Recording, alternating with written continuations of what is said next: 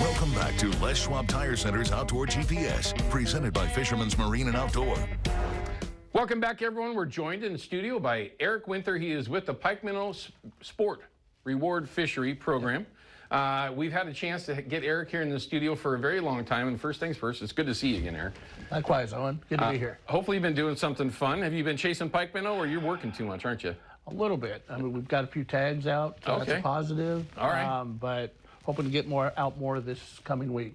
Now, before we start talking about the 2025 season, how did last year's season end overall? So it was a plus year as far as average. It's about 169,000. Huh. We ended up at 174. So Okay. that was a good year.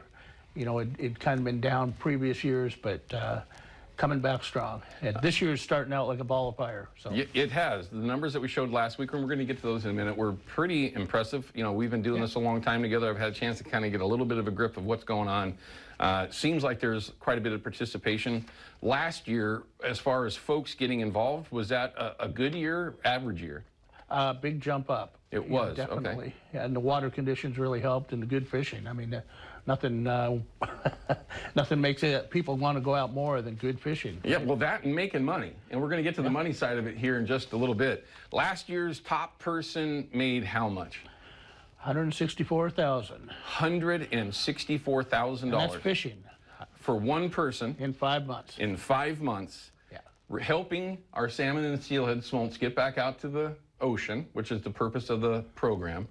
It is a Columbia River program, not the Willamette, so there is no sport reward program on the Willamette system. It is strictly federally funded dams, so that's up and down the Columbia. Am I explaining that correctly? Yeah, because we're funded by BPA and the federal dams around the Columbia, so that's where the program is. Okay, so we get that question often. So it is only on the Columbia River main stem. There are a number of different locations to check in and check out each day. Well, again, we'll cover those if you haven't seen it. But this is one of the questions that I always ask you, and I'm going to do it again. For those that are out there watching that have not participated in this program before, although you've been getting a good bump the last couple of years, I know COVID had a hand in that back in 2020 and going forward a little bit. Now we're kind of seeing that turn back around. But for folks that haven't done it before, is it easy, and is it something that they should consider doing? Well, I mean, pikeminnow are easy to catch. The hard part, the whole trick, is you got to find them.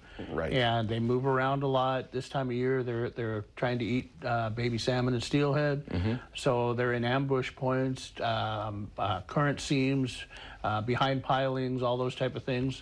And they're either there or they're not there. So you got to get out there. If they're not there, move. You know, move to the next spot. And then once you find them, if you're on the fish, stay on the fish as long as possible, because when that window closes, you got to go find them again, right? So now, on the Columbia, in particular below Bonneville, which is a very popular area where I was yesterday, there was a few folks that were fishing in the area for pikeminnow. Is it, like for salmon and sturgeon and, well, for that matter, pretty much any species out there, tide has an effect on what the fish do.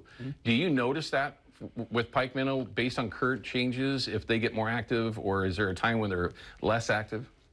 Well, definitely the slack is probably the least preferred, but an outgoing tide in general is better. You got to remember, these aren't real strong swimming fish, so that's why they like those current seams, so they want to be on the slow water side of those. But when that outgoing tide is going pretty good, and you got a seam and some structure, those are the type of spots you're looking for. Gotcha. And I would assume that the current's got to help with the scent trail as far as your bait's going down, where the fish might be able to find it a little bit better. So having a little bit of current absolutely does help out. You've been doing this for 35 years, man. I have. Yeah. That's how long this program has been going. Eric's been a part of that since the beginning. Did you think, and I know I haven't asked you this question in the past, but did you think back 35 years ago that you would say in 2025 that, one, the program was still going, and two, that you were still part of it? No, not at all. The other cool thing, though, is we've had over 1 million angler days in that 35 years. Wow. And so that's the cool part for me. I've met a lot of cool people, a lot of really interesting folks, great anglers.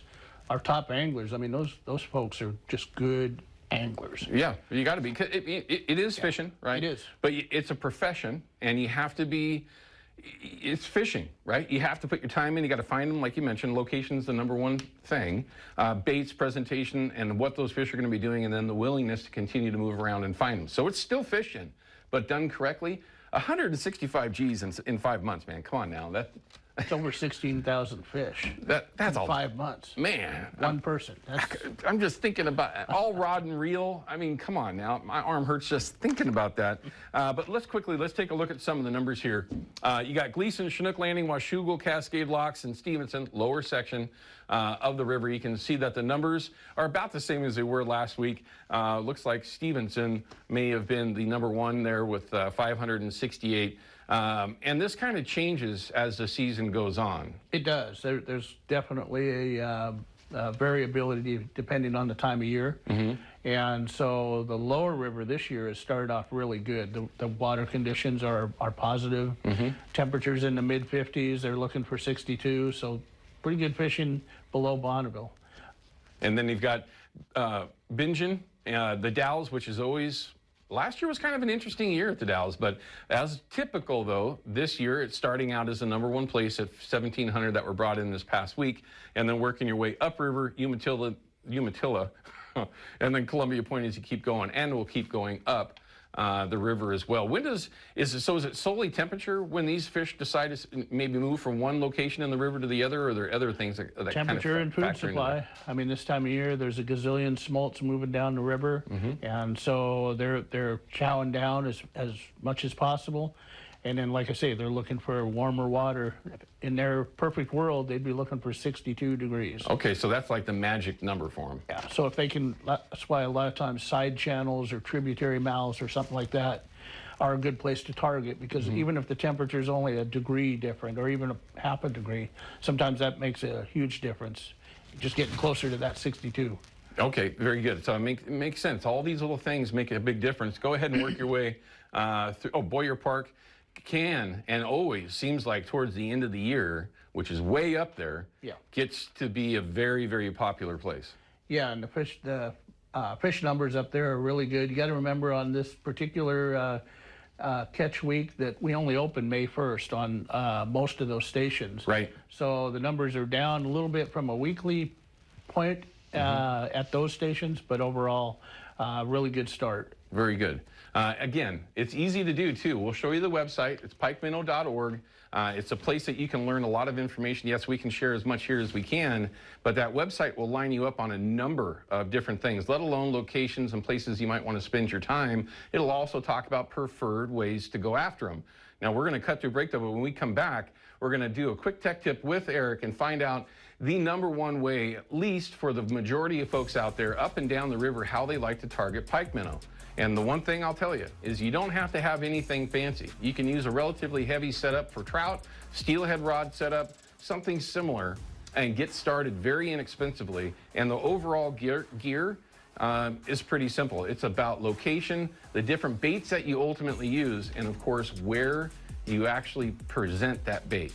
And he already kind of talked a little bit about seams and finding structure in areas that they can ambush from, because that's exactly what they want. They're inherently lazy, and they want to be able to sit comfortably and then go out and grab right away. So anyway, we're going to come back from a break, and we're going to jump into that, Eric, okay? Sounds good. All right, everyone stick with us here. We'll be back with more Outdoor GPS in just a minute.